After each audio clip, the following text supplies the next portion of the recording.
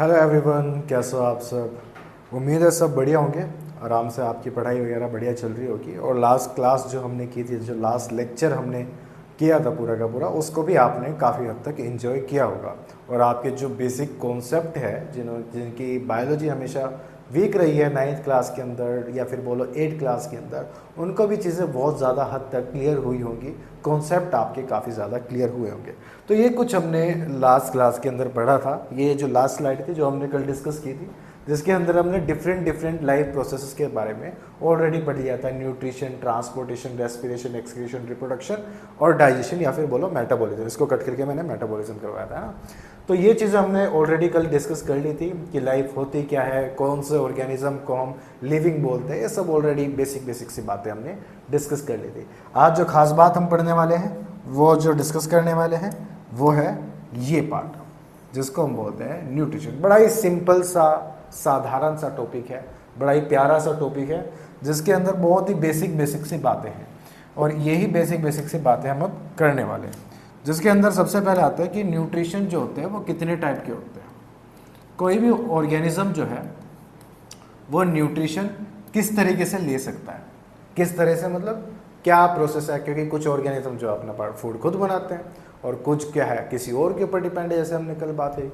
वही चीज़ आज हमें न्यूट्रिशन के अंदर डिस्कस करना है। तो न्यूट्रिशन जो है दो टाइप के हो सकते हैं। सबसे पहला टाइप इसके अंदर जो आता है वो आता है autotrophic nutrition.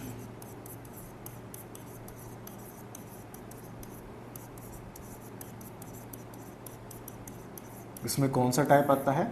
Autotrophic nutrition. Autotrophic nutrition क्या होता है? ऐसे ऑर्गेनिज्म या फिर ऐसा टाइप ऑफ न्यूट्रिशन जिसके अंदर ऑर्गेनिज्म क्या कर रहे हैं, अपना फूड को जो है वो खुद प्रिपेयर कर रहे हैं। ऐसे फॉर्म ऑफ न्यूट्रिशन या फिर ऐसा प्रोसेस जिसके अंदर ऑर्गेनिज्म, कोई भी ऑर्गेनिज्म अपना फूड खुद फॉर्म कर रहा है through the help of photosynthesis और other different type of processes. ऐसे जो ऑर्गेनिज्म आएंगे या फिर ऐसा जो टाइप ऑफ न्यूट्रिशन है वो क्या है? Autotrophic nutrition. यानी कि organism make their on food by themselves। और इसका सबसे अच्छा जो एग्जाम्पल है वो आते हैं हमारे प्लांट्स। प्लांट्स क्या है, यहाँ पर क्या करते हैं? सनलाइट का इस्तेमाल करते हैं। और इस सनलाइट का इस्तेमाल करके क्या करते हैं? प्रोसेस करते हैं फोटोसिंथेसिस। अब वो फोटोसिंथेसिस प्रोसेस क्या होता है, अभी हम ऑलरेडी उसे डिस्कस करेंगे। उसके अंदर क्या होता है, जो लाइट एनर्जी होती है किसकी? सन की, उसको इस्तेमाल करके ही वो कार्बन डाइऑक्साइड को फिक्स करते हैं और उसे ग्लूकोज के अंदर कन्वर्ट कर देते हैं। और ये किस टाइप का न्यूट्रिशन है? ये ऑटोट्रॉफिक न्यूट्रिशन है। ठीक है जी, बात समझ में आती है। प्लांट्स हो गए, इसमें ग्रीन एल्गी भी आ जाती है और कुछ बैक्टीरियाज भी आ जाते हैं। और बैक्टीरियाज में सबसे फेमस एग्जांपल होता है इसका साइनो बैक्टीरिया। इसको हम ब्लू ग्रीन एल्गी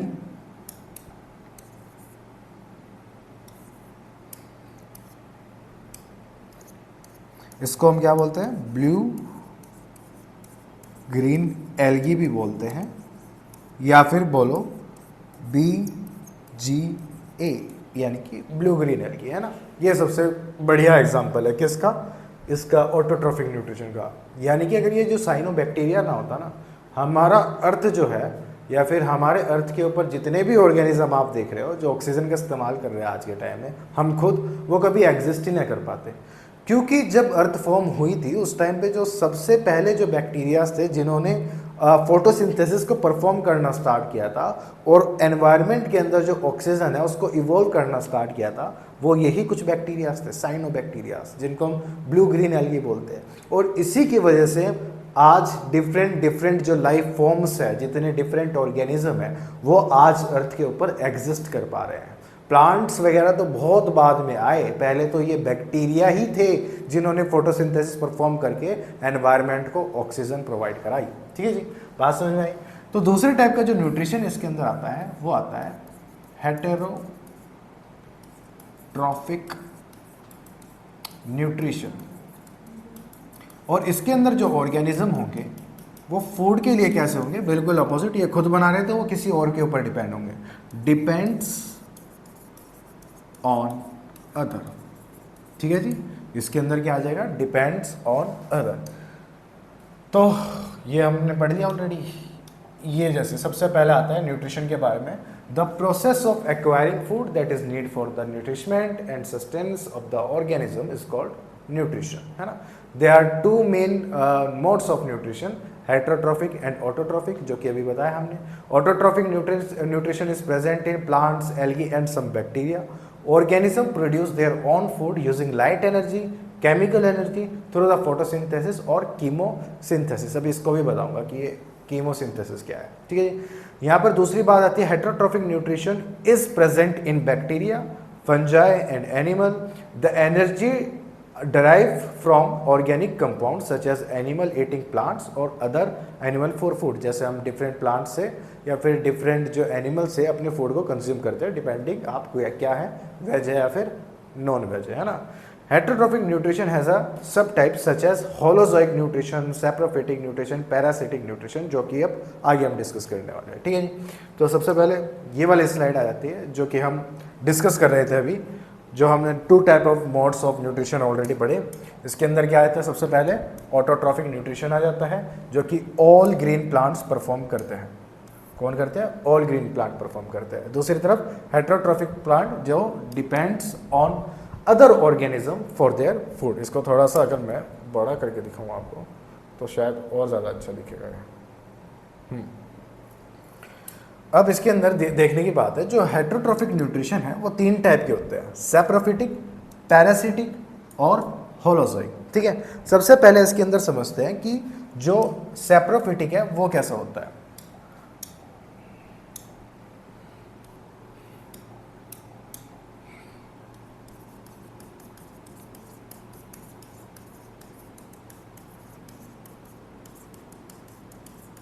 इसमें सबसे पहले हमें क्या डिस्कस करना है, saprophytic. Saprophytic type of nutrition जो होता है वो ऐसा न्यूट्रिशन है जिसके अंदर ऑर्गेनिज्म जो है डेड ऑर्गेनिजम्स के ऊपर फीड करता है। ऐसा न्यूट्रिशन जो, या फिर ऐसे ऑर्गेनिजम्स जो क्या है, डेड ऑर्गेनिजम्स के ऊपर फीड कर रहे हैं, ऐसा न्यूट्रिशन क्या है, सैप्रोफिटिक न्यूट्रिशन है। फॉर एग्जांपल जैसे हमारे क्या है, कोई यहाँ पर इस तरह से ये पेड़ था, यहाँ पर ये पेड़ एग्जिस्ट करता था, ये इसकी इस तरह से लीव थी, और ये क्या होता है, यहाँ से ये ब्रेक करके नीचे फॉल हो गई, है ना। इसको क्या करते हैं, इस लीव को क्या होता है, इसके ऊपर डिफरेंट ऑर्गेनिज्म क्या करते हैं, फीड करते हैं। जैसे इसके ऊपर क्या हो जाएंगे, कुछ यहाँ पर इस तरह से बैक्टीरियाज ग्रो हो जाएंगे, कुछ यहाँ पर क्या होंगे, कुछ यहाँ पर इस तरह से फंजाई ग्रो हो जाएंगे, या फिर कुछ जो है अदर इंसेक्ट्स होंगे, जैसे चींटी वगैरह होंगी, वो यहाँ पर आके इस तरह से फीड करना स्टार्ट कर देंगे इसको। तो जब ये इस तरह से डेड हो रही होगी तो इसको क्या किया जाएगा, बैक्टीरिया द्वारा या फिर बोलो फंजाई के थ्रू क्या होगा, डाइजेस्ट किया जाएगा, ब्रेक किया जाएगा और उससे न्यूट्रिशन एब्जॉर्ब किया जाएगा। ऐसा न्यूट्रिशन जिसके अंदर डेड ऑर्गेनिजम्स के ऊपर फीड किया जा रहा है, वो ऑर्गेनिज्म क्या है, सैप्रोफिटिक। और इसके अंदर क्या क्या आ जाएंगे, एक दो एग्जांपल तो मैंने अभी आपको बता दिए, जैसे कि इसके अंदर बैक्टीरियाज आ जाते हैं और फंजाई आ जाती है। जो सोइल के अंदर बैक्टीरिया, जो सोइल के अंदर फंजाई आ जाती है, वो कौन सा न्यूट्रिशन यूज़ करती है, सैप्रोफिटिक न्यूट्रिशन को यूज़ करती है। दूसरा टाइप ऑफ न्यूट्रिशन जो है, जो सबसे ही खतरनाक है भाई, ये है पैरासिटिक न्यूट्रिशन। और इससे तो आप सब लोग परेशान हैं। कैसे? क्योंकि जो पैरासिटिक न्यूट्रिशन है, इसके अंदर क्या होता है, जो ऑर्गेनिज्म होता है वो किसी और की बॉडी से अटैच होके या फिर किसी और की बॉडी के अंदर रह के न्यूट्रिशन को एब्जॉर्ब करता है या फिर न्यूट्रिशन को प्राप्त करता है ना। जैसे बात करें, हमारे पेट के अंदर कीड़े हो जाते हैं भाई साहब, पेट के अंदर जो कीड़े हो जाते हैं वो कैसा न्यूट्रिशन है, पैरासिटिक न्यूट्रिशन है। फॉर द रीजन, क्योंकि वो हमारी ही बॉडी में रह के हमारा ही न्यूट्रिशन एब्जॉर्ब कर रहा है और हमारी ही बॉडी को अफेक्ट कर रहा है। इसके अंदर दो चीज़ है, एक चीज़ तो हो गई इसके अंदर होस्ट, एक चीज़ तो हो गई होस्ट, और एक चीज़ होगी पैरासाइट, जो अफेक्ट कर रहा है, जो न्यूट्रिशन ले रहा है किसी और की बॉडी से अटैच होके या फिर उसके अंदर रह के, वो क्या है, पैरासाइट है। क्योंकि अब ये न्यूट्रिशन एब्जॉर्ब कर रहा है हमारी बॉडी से, तो इसको कैसा रहेगा, फायदा रहेगा। क्योंकि हमारी बॉडी के अंदर रह के हमारे से न्यूट्रिशन एब्जॉर्ब कर रहा है भाई साहब, तो इसको तो फायदा ही फायदा है, इसको क्या दिक्कत है। और हमारी बॉडी में रह के जगह बना के वो रिप्रोड्यूस भी कर रहा है, इससे अच्छी क्या बात है, अपनी जनसंख्या भी बढ़ा रहा है। वहीं पर जो होस्ट है इसका नुकसान है फॉर द रीज़न, क्योंकि जब वो हमारी बॉडी के अंदर रहेगा हमारी बॉडी को डैमेज भी प्रोवाइड करेगा, ठीक है, डैमेज करेगा, साथ में हमारे जो न्यूट्रिशन है उसको भी एब्जॉर्ब करेगा, हमारी बॉडी के सेल्स को भी इस्तेमाल करेगा। तो वो चीज़ है, इसके अंदर जो होस्ट होता है वो नुकसान के अंदर रहता है, और जो पैरासाइट है वो कैसा रहता है, फ़ायदे के अंदर रहता है। इसके और अच्छे अच्छे एग्जांपल्स है, जैसे हमारे जो जुएँ हो जाती हैं जिसको लाइस बोलते हैं बालों के अंदर, उसके अंदर क्या होती है, जो जुएँ हैं वो बालों के अंदर इस तरह से बॉडी के ऊपर अटैच रहती है। अटैच रहने के बाद वो क्या करती रहती है, लगातार ब्लड को सक करती रहती है। उससे क्या है, उसको तो पूरा पूरा फायदा है, क्योंकि उसको तो क्या हो रहा है, न्यूट्रिशन मिल रहा है, साथ में रिप्रोडक्शन करने की जगह भी मिल रही है। और हमारा क्या, हमारा नुकसान है, क्योंकि हमारी बॉडी से न्यूट्रिशन जा रहा है। जो टिक्स होती है डॉग्स के ऊपर जो हो जाती है, जो टिक्स हो जाती है, वो भी सेम टाइप ऑफ न्यूट्रिशन है। हमें जो डेंगू हो जाता है या फिर बोलो मलेरिया हो जाता है, वो भी क्या है, एक पैरासिटिक न्यूट्रिशन ही है, क्योंकि उसके अंदर जो इसका प्रोटोजोन है, किसका, अरे भाई मलेरिया का, या फिर डेंगू का जो वायरस है जिसे हम राइबोफ्लेवो वायरस भी बोलते हैं, उसका भी क्या है, वो भी क्या कर रहा है, हमारी बॉडी के उस सेल को ही इस्तेमाल करके अपने आप को रिप्रोड्यूस कर रहा है, अपने आप को न्यूट्रिशन प्रोवाइड कर रहा है। तो उससे क्या हो रहा है, हमारी बॉडी के सेल तो डिस्ट्रॉय हो रहे हैं, उसको फायदा हो रहा है। तो ये भी क्या है, सारे के सारे कैसे रहते हैं, पैरासिटिक न्यूट्रिशन में आ जाएंगे। तो इसके अंदर कौन कौन आ जाएंगे, जैसे कुछ बैक्टीरिया आ जाएंगे इसके अंदर, फंजाई आ जाएगा, इसके अंदर फंगस ग्रो हो जाती है हमारी बॉडी के ऊपर। इसके अंदर जो हो जाएंगे, अभी बताया, लाइस ऑन हेड आ जाएगा, या फिर इसके अंदर जो टिक्स है ऑन डॉग आ जाएगा। ठीक है जी, ये सब आ जाता है पैरासिटिक न्यूट्रिशन के अंदर। जो लास्ट इसमें जो हेटेरोट्रोफिक न्यूट्रिशन में आता है वो आता है होलोजोइक न्यूट्रिशन। होलोजोइक न्यूट्रिशन क्या होता है, ये बढ़िया कॉन्सेप्ट है, ये तो हम क्योंकि रोज़ ही देखते हैं, क्योंकि हम रोज़ जो खाना खाते हैं, जिस हिसाब से हम खाना खा रहे हैं वो क्या है, होलोजोइक है। सिंपल क्या किया, थाली में खाना परोसा और निकाला और खा लिया, या फिर मन करा ज़्यादा एडवेंचर करने का मन करा तो पहाड़ कह रहा हूँ, पेड़ पे चढ़ के क्या किया, वहाँ से कोई भी फूड था, आम वगैरह तोड़ा और उसको खा लिया। तो ऐसा टाइप ऑफ न्यूट्रिशन जिसमें फूड को सिर्फ ग्रैब किया जा रहा है और अपने माउथ से क्या किया जा रहा है, इंजेस्ट किया जा रहा है बॉडी के अंदर, वो न्यूट्रिशन किसके अंदर आ जाए, होलोजोइक न्यूट्रिशन। जनरली जो एनिमल्स होते हैं वो कौन सा न्यूट्रिशन फॉलो करते हैं, होलोजोइक न्यूट्रिशन फॉलो करते हैं। तो इसके अंदर क्या आ जाएंगे, एनिमल्स आ जाएंगे सारे के सारे, ऑलमोस्ट ऑल एनिमल्स, और साथ में एक और ऑर्गेनिज्म जिसको हम बोलते हैं अमीबा। कौन सा ऑर्गेनिज्म, अमीबा। अब अमीबा कैसे करता है ये भी थोड़ा सा हम डिस्कस करेंगे। देखो अमीबा के अंदर क्या केस होता है, अमीबा जो है एक इरेगुलर ऑर्गेनिज्म है, इरेगुलर शेप, सिंगल सेल इस तरह से ऑर्गेनिज्म होता है। ठीक है जी, ये क्या करता है, अब ये न्यूट्रिशन कैसे अब्जॉर्ब करता है, जैसे ये कुछ यहाँ पर फूड है, ये क्या है यहाँ पर फूड है, और ये क्या है यहाँ पर, ये हमारा अमीबा का सेल है। अब इसके केस में क्या होता है, इसके केस में जैसे ये फूड यहाँ पर आना स्टार्ट होगा, इस तरह से इस जगह पे स्टार्ट हो जाएगा, तो ये क्या करेगा, जो अपना ये जो सेल वॉल है या फिर जो प्लाज्मा मेम्ब्रेन है, इसको थोड़ा थोड़ा इस तरह से यू शेप इस तरह से कन्वर्ट करना स्टार्ट कर देगा। यहाँ पर ये इस तरह से यू शेप, इस तरह से कप जैसा स्ट्रक्चर यहाँ पर बनाना के स्टार्ट कर देगा।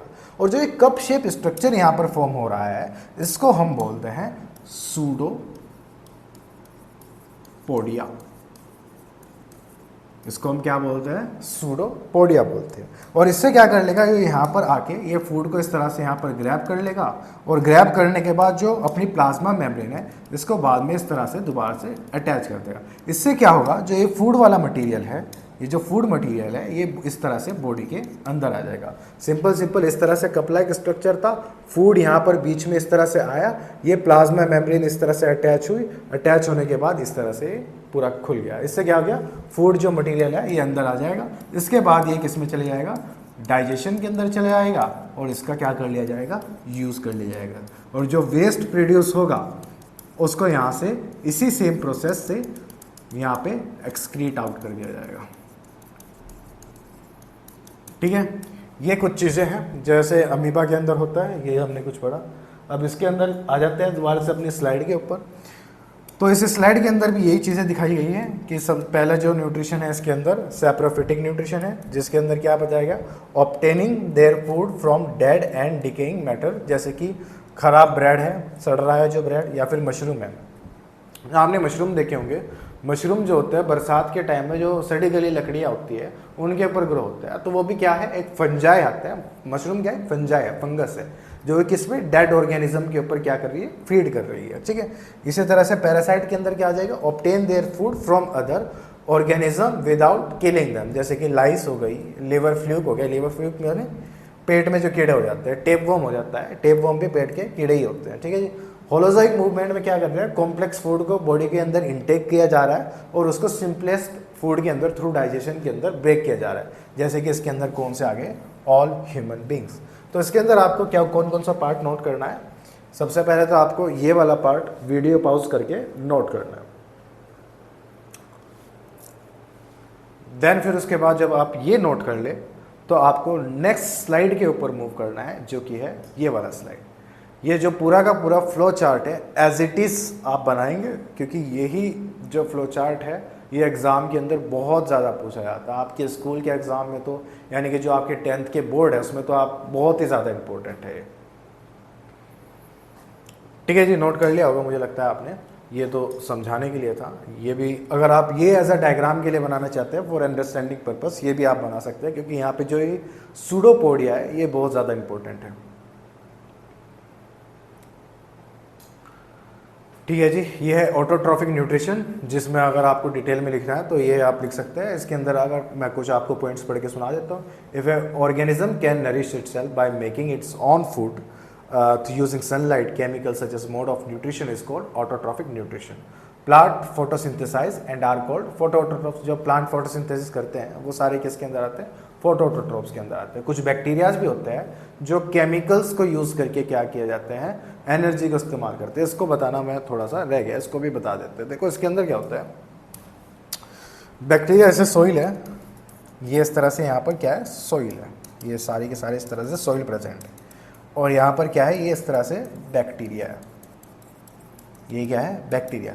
ये क्या करता है, जो सॉइल के अंदर जितने भी न्यूट्रिशन प्रेजेंट होते हैं, जैसे फॉस्फोरस है, मैग्नीशियम है, ये सारे के सारे इन जो ये न्यूट्रिशन है, जो एक इनऑर्गेनिक कंपाउंड्स हैं, क्या है, इनऑर्गेनिक कंपाउंड्स। जो जितने भी ऑर्गेनिक कंपाउंड्स हैं इनको क्या करते हैं, यूज़ करते हैं, और यूज़ करके क्या बनाते हैं, एटीपी बनाते हैं। एटीपी क्या होता है, एनर्जी।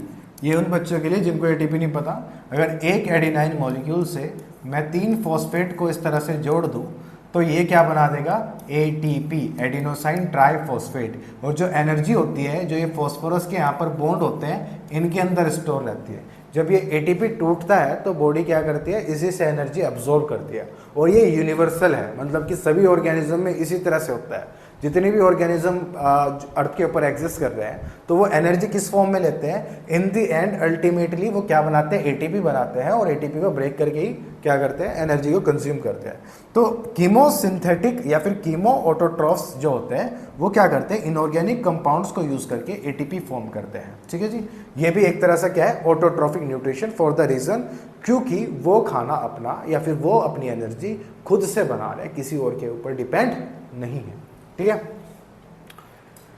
यहां पर आ जाता है फोटोसिंथेसिस। अब ऑटोट्रॉफ्स के बारे में बात कर ही रहे हैं तो फोटोसिंथेसिस तो डिटेल में भाई साहब पढ़ना पड़ेगा। ये आ गया फोटोसिंथेसिस। सिंपल सिंपल यहां से क्या हो रही है,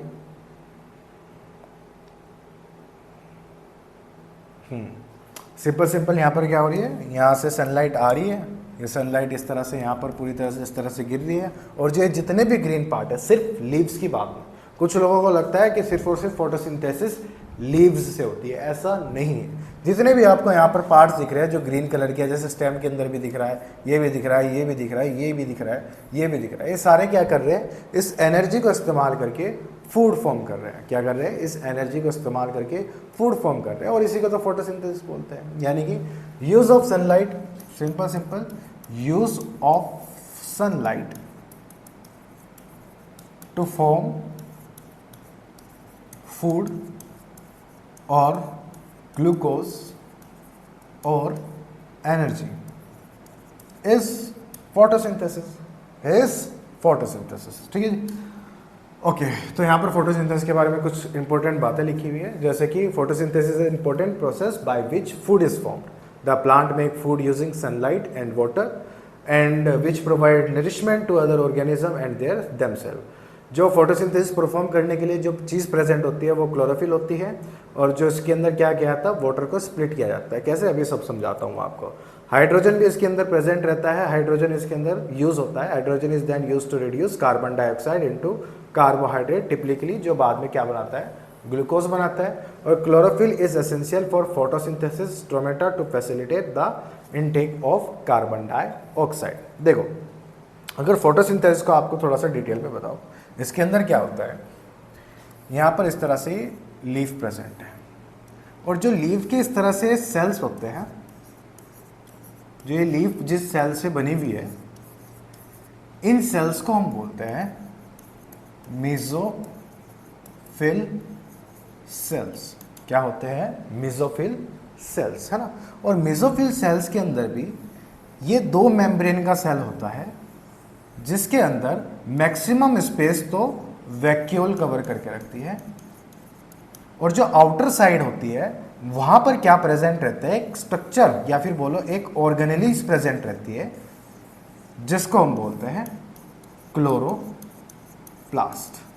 आपने क्लास 9th के अंदर आपने पढ़ा होगा, है ना। ये क्लोरोप्लास्ट यहाँ पर क्या रहता है, प्रेजेंट रहता है। यही वो ऑर्गेनेली है जो फोटोसिंथेसिस को परफॉर्म करने के लिए जरूरी है। यही वो ऑर्गेनेली है जो फोटोसिंथेसिस को परफॉर्म करा रही है। कैसे, अगर मैं इसका स्ट्रक्चर थोड़ा सा एक्सपेंड करके देखूं तो इसका स्ट्रक्चर होता है, ये डबल मेम्ब्रेन इस तरह से स्ट्रक्चर होता है। एक इसके अंदर आउटर मेम्ब्रेन होती है और एक इसके अंदर इनर मेम्ब्रेन होती है, ठीक है जी। और इसके अंदर कुछ इस तरह से बैग लाइक स्ट्रक्चर यहाँ पर प्रेजेंट होते हैं, इस तरह से कुछ,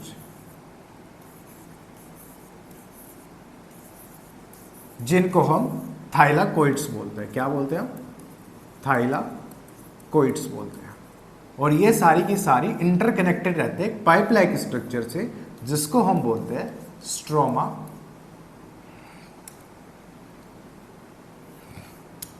लैमिलेसे।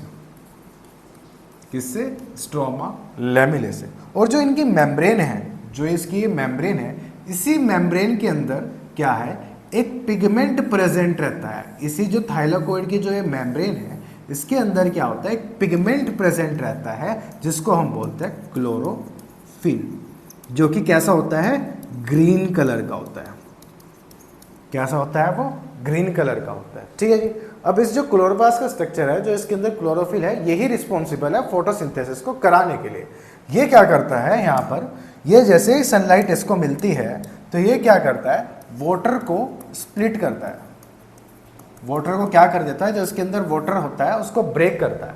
वाटर को ब्रेक करने के बाद यहाँ से क्या मिलती है, इसको एक तो हाइड्रोजन मिलते हैं, एक यहाँ पर इसको ऑक्सीजन मिलती है, और एक यहाँ पर इसको इलेक्ट्रॉन्स मिलते हैं, ठीक है। ये कुछ चीज़ें यहाँ पर इसको मिलती है वाटर को ब्रेक करने के बाद, क्योंकि वाटर क्या मॉलिक्यूल क्या है, H2।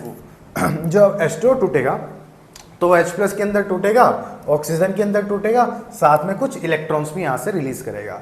और ये क्या होते हैं, इलेक्ट्रॉन एक्साइट होते हैं। एक्साइट होने के बाद दोबारा से नीचे की तरफ आते हैं। ये क्या हो रहे हैं, एक्साइट हो रहे हैं, यहाँ पर सी आएगा। ये क्या होंगे, एक्साइट होंगे। एक्साइट होने के ऊपर अपने एनर्जी लेवल के ऊपर जाएंगे, और जब वो नीचे आते हैं तो ये क्या करते हैं, यहाँ पर कुछ एनर्जी को रिलीज किया जाता है। एनर्जी को क्या करते हैं, रिलीज करते हैं, जिस एनर्जी का इस्तेमाल करके क्या किया जाता है, एटीपी का फॉर्मेशन किया जाता है, जो कि अभी बताया मैंने एनर्जी मॉलिक्यूल है। यानी कि फोटोसिंथेसिस के अंदर सिंपली क्या हुआ, सबसे पहले वाटर स्प्लिट हुआ। वाटर स्प्लिट होने से जो इलेक्ट्रॉन बने, उन्होंने एनर्जी गेन की। कौन सी, सनलाइट की एनर्जी गेन की। उन्होंने सनलाइट की एनर्जी गेन करने के बाद वो एक्साइट हुए, और एक्साइट होने के बाद जब दोबारा अपने लेवल पे आए तो वो एनर्जी रिलीज करते हुए आए, और उसको इस्तेमाल करके इन्होंने क्या बनाया, एटीपी बनाया। और इसी का इस्तेमाल करें, जो एटीपी यहाँ पर फॉर्म हुई, इसी का इस्तेमाल करके क्या किया जाता है, CO2 को यूज़ किया जाता है, और यहाँ पर H2O के साथ इसको फिक्स किया जाता है, और फिक्स करने के बाद यहाँ पर क्या बना दिया जाता है, ग्लूकोज बना दिया जाता है, और साथ में यहाँ पर क्या रिलीज होती है, ऑक्सीजन रिलीज होती है।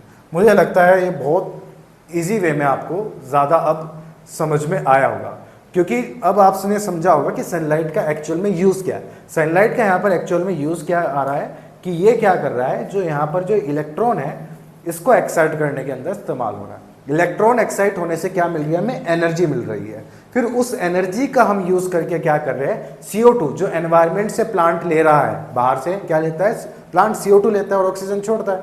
तो बाहर से जो ये CO2 ले रहा है इसको क्या कर रहा है, वाटर के प्रेजेंस में फिक्स करके किसके अंदर कन्वर्ट कर रहा है, ग्लूकोज को अंदर कन्वर्ट कर रहा है। इसी को हम क्या बोलते हैं, फोटोसिंथेसिस बोलते हैं। ठीक है जी, ये देखो ये वाली यहाँ पर जो है, यहाँ पर आपको इक्वेशन दिख जाएगी जिसके अंदर क्या है 6 molecule of CO2, 12 molecule of H2 यहाँ पर इस्तेमाल हो रहे हैं। ये याद रखना, ये स्प्लिटिंग के अंदर इस्तेमाल हो रहे हैं। यहाँ पर सनलाइट का इस्तेमाल हो रहा है और किसके अंदर सारा प्रोसेस हो रहा है, क्लोरोफिल के अंदर ये प्रोसेस हो रहा है। और यहाँ पर क्या बनाया जा रहा है, ये क्या है, ग्लूकोज है। यहाँ पर क्या फॉर्म हो रहा है, ग्लूकोज फॉर्म हो रहा है, H2O फॉर्म हो रहा है और साथ में ऑक्सीजन जो कि बाहर एनवायरनमेंट के अंदर छोड़ दी जाती है। ठीक है जी, तो यहाँ पर क्या है, chlorophyll present in the green plant absorb light energy, और जो लाइट एनर्जी है वो वाटर को स्प्लिट किया जाता है एंड देन उसमें हाइड्रोजन को रिड्यूस करके, कार्बन डाइऑक्साइड को रिड्यूस करके उससे क्या बना दिया जाता है, ग्लूकोज बना दिया जाता है। और यही क्या है, फोटोसिंथेसिस है। ठीक है जी, ये हो गया आपका फोटोसिंथेसिस। इसके अंदर जो हमारा नेक्स्ट टॉपिक आएगा वो थोड़ा सा हम इसमें क्लोरोफिल के बारे में थोड़ा स्ट्रक्चर समझेंगे। मुझे लगता है आज के लिए इतना इनफ रहेगा। ये जो स्लाइड है ये आपके लिए बहुत ज़्यादा इंपॉर्टेंट है, ये आपको नोट करने की ज़रूरत है, ये आप नोट कर लीजिए। ये इसको मैं इरेज कर देता हूँ यहाँ से, और इसको नोट करने के बाद आज की क्लास आपकी कर देते हैं free. Till then bye bye and have a nice day. इसको मैं बड़ा कर देता हूँ, ये लो जी।